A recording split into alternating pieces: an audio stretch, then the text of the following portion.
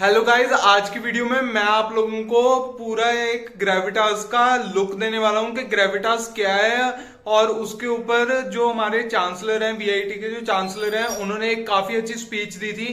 तो आप लोगों को इस वीडियो में वो भी सुनने को मिल जाएगी। और ग्रेविटास जो है वो इंडिया का बिगेस्ट टेक इवेंट है, one of the biggest tech event है। तो आप लोगों को अगर वो देखना है तो आप लोग मेरे को यहाँ पे कमेंट सेक्शन में डाल सकते हो, ताकि आप लोगों को मैं हर एक क्लब जो कर रहे हैं काम और जो भी टेक्निकल फेस्ट हो रहे हैं वो मैं आप लोगों को सारे के सारे दिखा पाऊँ। चलो आज की वीडियो को शुरू करते हैं। तो जो ग्रेविटास की इनॉग्रेशन का प्रोग्राम था वो एमजीटी, ये जो बिल्डिंग है इसके पीछे अन्ना ऑडिटोरियम है, वहाँ पे था।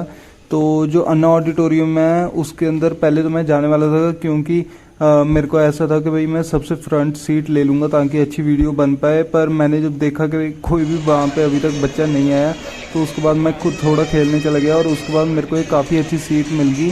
जो ग्रेविटास है वो इंडिया का नंबर 1 आप लोग कह सकते हो कि एक बहुत बड़ा टेक इवेंट होता है, जिसके अंदर अराउंड जितने भी क्लब्स हैं और चैप्टर्स हैं वीआईटी के अंदर, वो सारे अपने कुछ ना कुछ टैलेंट्स दिखाते हैं, जिसके अंदर काफ़ी कुछ मिला होता है। अराउंड 160 प्रोग्राम्स ऑर्गेनाइज करवाते हैं ये सारे क्लब्स और प्रोफेसर्स ही करते हैं। इसके अंदर मैनेजमेंट का कोई भी रोल नहीं होता, सारा का सारा ऑर्गेनाइज वीआईटी के जो स्टूडेंट्स होते हैं वो ही करते हैं। जो प्रोग्राम है उसकी जो स्टार्टिंग होती है वो लैंप की लाइटिंग से होती है, जो कि जो हमारे चांसलर हैं वो लैंप को लाइट करते हैं। और जो हमारे स्पॉन्सर्स आए हुए थे जिन्होंने पूरा ग्रेविटास को स्पॉन्सर किया था, वो भी आए हुए थे जिन्होंने लैंप को लाइट किया। और उसके बाद अपना जो ग्रेविटास की इनॉग्रेशन थी वो होगी। और उसके बाद मैं आप लोगों को आगे स्पीचेस सुनाता हूँ जो डिलीवर करवाई गई। जो चांसलर ने, जो हमारे चांसलर हैं, उन्होंने काफ़ी अच्छी स्पीच दी थी इंडिया के डेवलपमेंट पे। तो मैं आप लोगों को वो भी सुनाऊंगा, आप लोगों को वो सुननी चाहिए, वो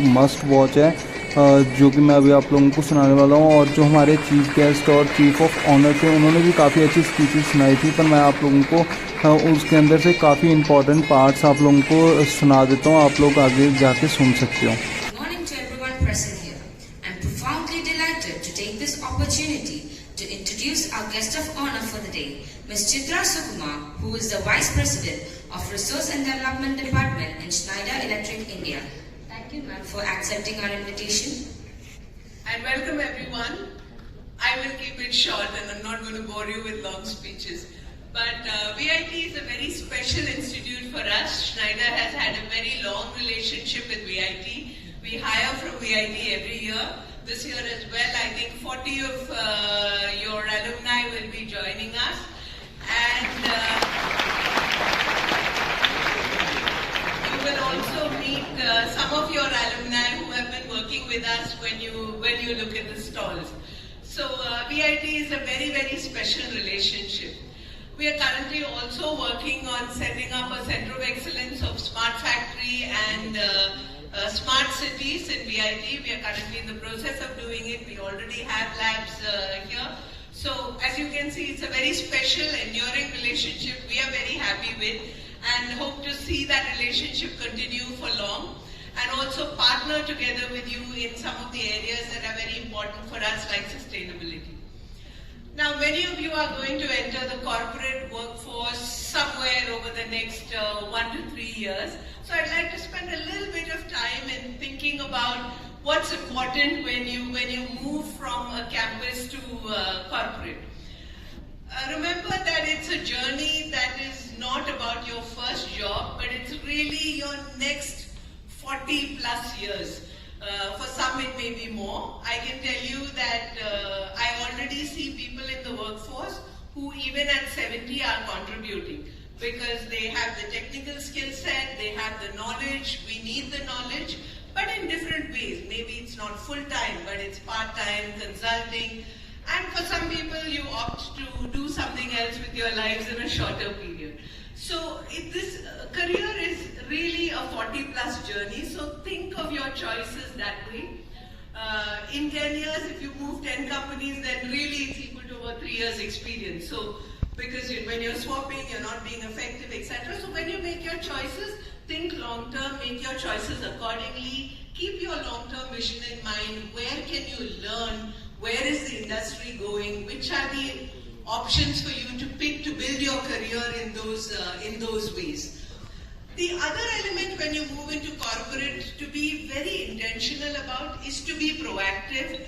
Put up your hand. Don't only do what your manager or your team lead assigns to you, but in any big organization, there are always opportunities for the interested people. People who are willing to put up their hand, try things, make changes, try and fail. That's also very important. I'd like to use an example. I was happy to hear a clap, but I'd like to use an example of how a company like Schneider would drive it, but this is typical of any company. One of the Schneider values is dare to disrupt. The way we drove dare to disrupt is anyone in the company could come together and put ideas which change the world. Never underestimate your power to change the world, and anyone can change the world. So we had this employee program where anybody could come together and bring an idea to change the world. It was called the Dare to Disrupt Challenge. A lot of people signed up for it. These ideas get reviewed at different levels, and finally a few ideas go to the CEO of the company. And the winning idea, and this happened in just the last 6 months, the winning idea really was set up as an incubator. So these employees were funded to set up their own company, funded by Schneider, but they resigned from their day jobs because they now had a startup to run, and it's set up as a startup. And many companies offer these opportunities. So it's really for you to look at those opportunities, take them up, because if you put up your hand for those opportunities, they will come your way. So don't be afraid of failure. When you fail, fail fast and learn from failures. Don't make the same mistake again. Make new mistakes. Yeah, and learn from them.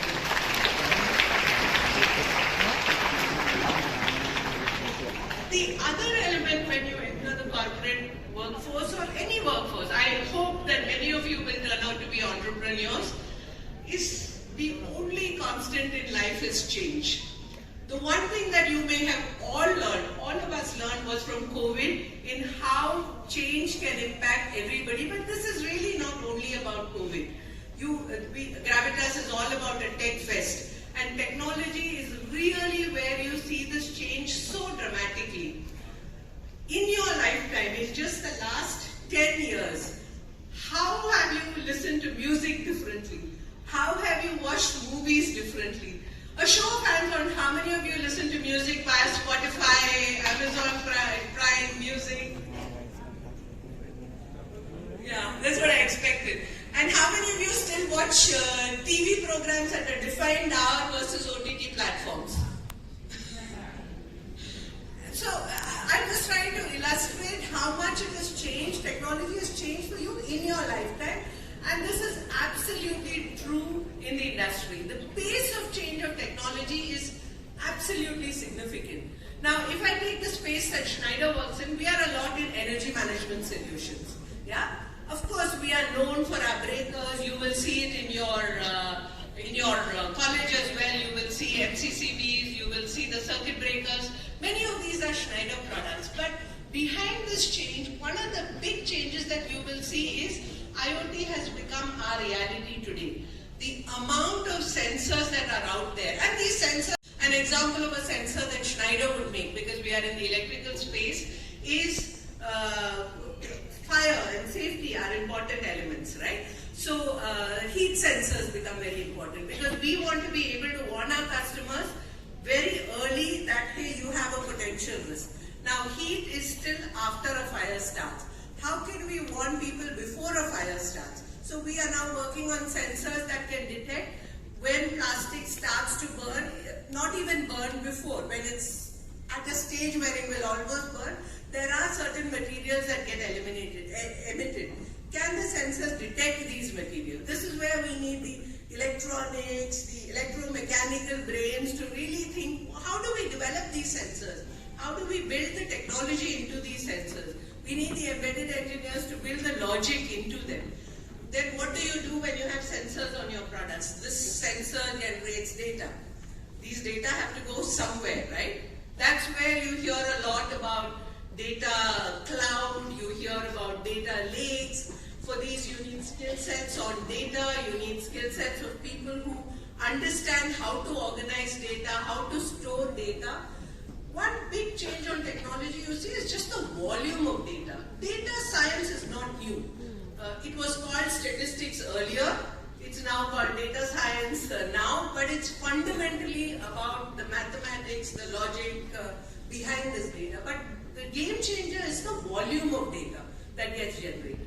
Now, if this data has to be stored, then you need data engineers. If data needs to be processed and do something useful with the data, you need to build models on top of this data. These models then need to learn. That's what AI is all about. The models that you create are learning. What are these models? For example, again I will use a Schneider example. If we have to be able to predict failures on our systems are really about enabling our customers to combat climate change. Everyone talks about climate change, right? Everyone knows about it. But climate change is really something that all of us have to contribute to solving it. What causes climate change? It's predominantly caused by emissions. And emissions are predominantly caused by either how we produce energy or how we use energy. And that's where we help our customers to also manage energy to be efficient. We can talk about renewables, we can talk about going solar, all of those are facts. But a bigger change can be made by each of us in this room and by every company by how we manage energy. Because the amount of waste in how we manage energy is very high. If we are able to offer solutions there, if we are able to create digital twins that are about setting up efficient buildings when you're designing buildings. Some of you here will become architects, will join companies that build big buildings. If you are able to build those buildings in an energy efficient manner, then you're saving energy, and that is a big part of managing our carbon footprint. That's where things like digital twins come into play. We hear a lot about cloud. What is cloud? Cloud is really this huge storage that you can centrally manage instead of building racks and racks and racks of PCs in your backyard, right? That's really what cloud is. These are more scaling of existing technologies, and from what I've described to you, more and more companies will go away from products in boxes to solutions, all the way from products, sensors on products, sensors that send data, data that goes to a cloud or an edge, depending on where you want to compute, building models on that cloud that will offer companies to help their customers build solutions, in our case, to combat climate change and CO2 emissions. And then all of the technologies that you learn about, that you hear as hot technologies, will fit into any of these spaces. Yeah, things like maths, which may not be very exciting for many people who may be here, is really what data science is all about. Yeah, things like electronics is what goes into those sensors, into the products that talk and generate the data.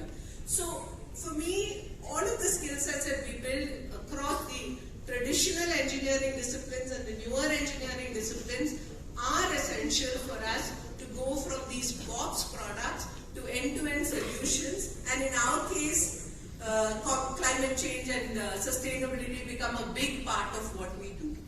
To also understand how you as an individual can make a small difference, you will, if you go to the stalls and stop by the Schneider stall, you will see the Green Yoda program. Green Yoda is really how can you contribute and understand your CO2 footprint to see how your little contribution can change the world. So go ahead, understand that better, because if we have to deal with some of these world problems, we need the brains in this room. You are the future for tomorrow. We are the past. You are the future. You are the ones who will change the world in the next 10 years. Yeah? Thank you very much. Good morning. Our chief guest of today, Dr. G. Satish Reddy, Scientific Advisor to the Minister of Defense. Our guest of honor, Mr. Chitra Sukumar, Vice President of the Schneider Electric. Another guest of honor, Mr. Deepankar Bhattacharya from Autodesk, Bangalore, respected Vice Chancellor, Pro-Vice Chancellor, Vice President Shankar Viswanathan, Assistant Vice President Kalamuri Viswanathan, Registrar Professor Arunachalam and the team, or the organizers, my dear student organizers, professors, guests, members of the media and press, and my dear students, very good morning to you. It's indeed a happy occasion to celebrate Gravitas after a gap of 2 years. Gravitas 2022 is a very big event. I know the students and teachers have taken a long time, and especially the student organizers. I would like to congratulate individually all of them for their wonderful work. More than 140 events in this 3 days, and also participants. Apart from 10,000 participants from VIT, we have externally about 3,000 students from many universities and countries. It is not an ordinary task. It is done by our students, organizers, and teachers. I congratulate all of them. I am happy that Dr. Satish Reddy, in spite of his busy schedule, is accepted to be here. He is one of the rare Indians who work for the country's defense. And probably, I don't know how many of you know, that in 100 years is the only Indian recognized by Aeronautical Society, London.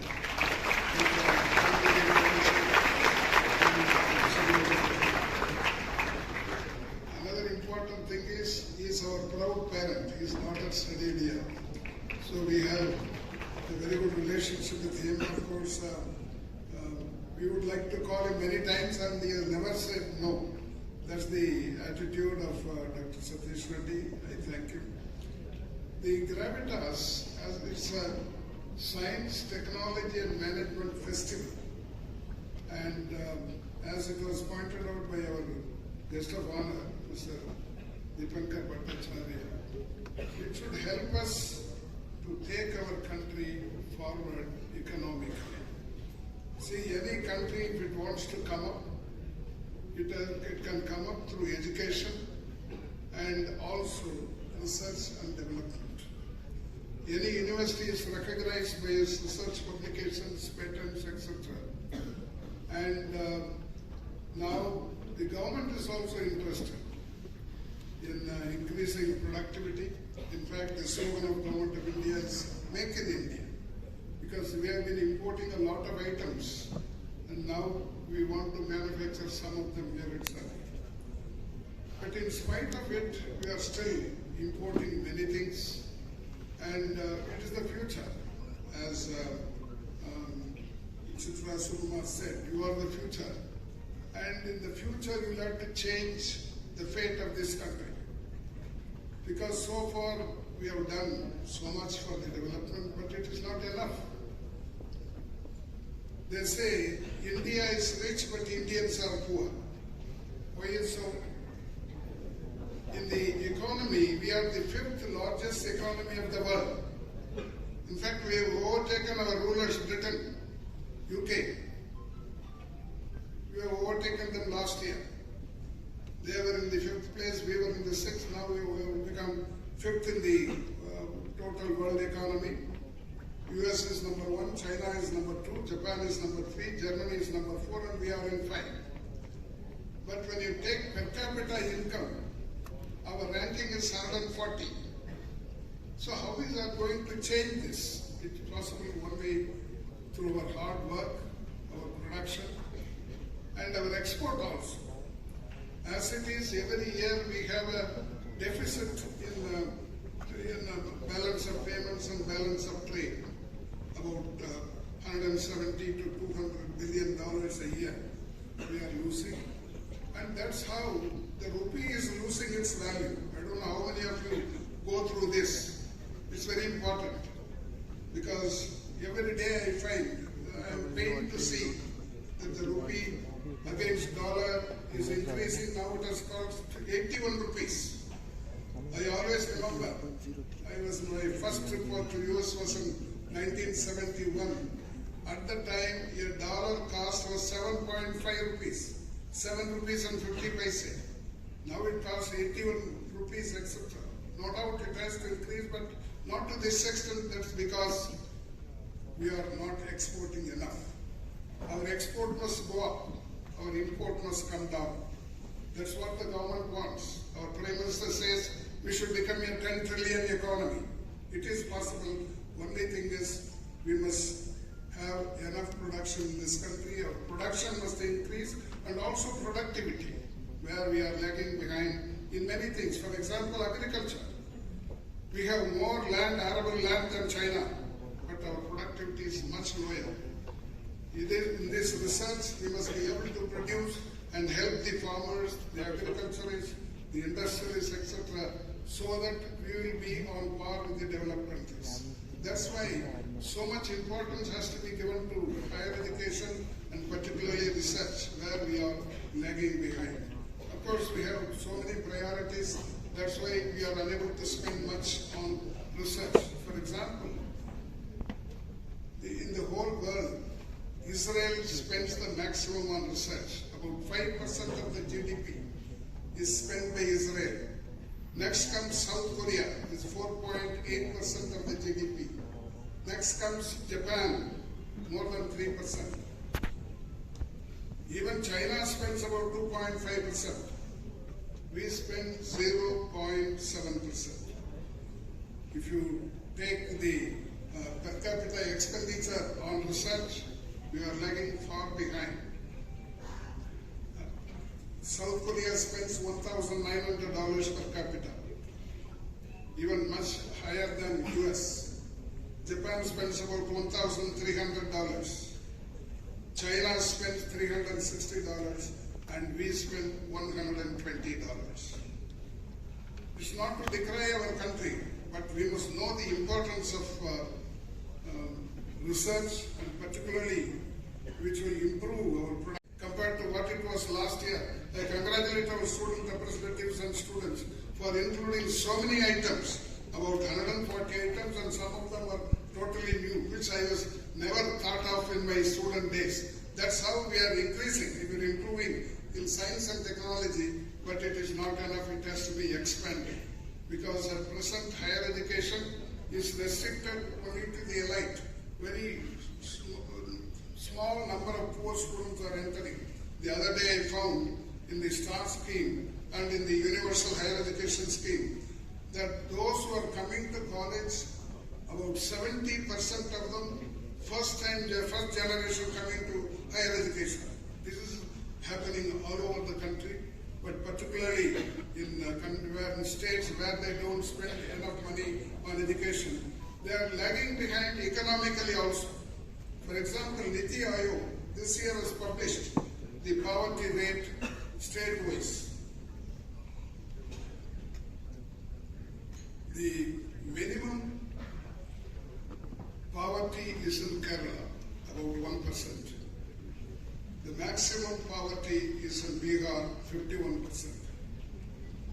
And if you take education also, Kerala is a leader. Of course, next one lead to Tamil Nadu. Their GER is 40%. Bihar's GER is 15%. And it reflects, wherever you have better education, you are bound to grow. Economically, you are bound to grow.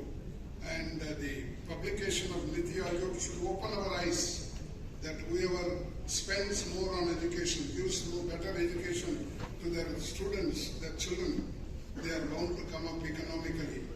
And that is why the importance of research, technology, science, technology, and management. I congratulate the organizers for this wonderful work, where you have invited students from all over India. It's going to be a very big success. And I would like to thank our Chief Guest, Dr. Satish Reddy, and our guest of honor, Mr. Chitra Sukumar and Deepankar Bhattacharya, for having accepted to be with us today. Thank you very much.